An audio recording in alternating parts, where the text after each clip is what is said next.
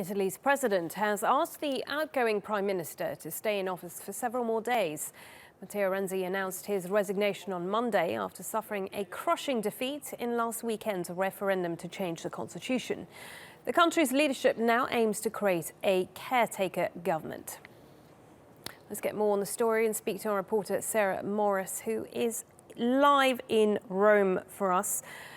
Sarah, good to see you. So Matteo Renzi been asked to stay a bit longer in office. Do you know exactly how long that is and exactly what he's going to be up to for that remainder of time?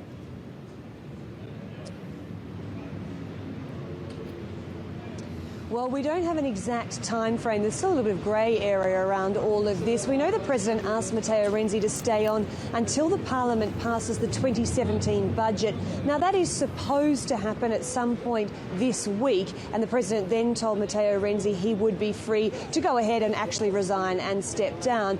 But as I said, there is some grey area here, and we understand that Matteo Renzi, during a cabinet meeting on Monday before he went to tender his resignation, discussed with his cabinet the possibility, well, this was one of the options on the table, that perhaps he would stay on beyond the budget, and what they would do, his party, the Democratic Party, is join the opposition parties in calling for fresh and fast elections. And when I say fast, I mean early next year, 2017. Now, if that was the case, it would indicate that the Democratic Party thinks perhaps now is the time to try and have an election because they may still be able to win it, and Matteo Renzi in that case would probably still be their leader and the Prime Minister. So that's one of the options on the table. The other options are that the President now tries to cobble together a caretaker government. Matteo Renzi does step down as planned and as intended, and probably it would be his party, the Democratic Party, that will be asked to try and form a government. A Prime Minister obviously would also have to be found, and the President would hope that this caretaker government could lead Italy through until 2018, when the next election is officially scheduled.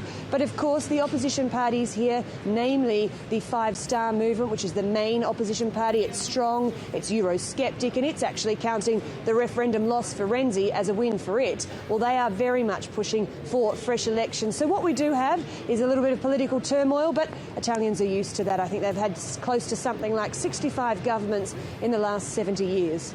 OK, Sarah, many thanks for that. Sarah Morice there for us in Rome.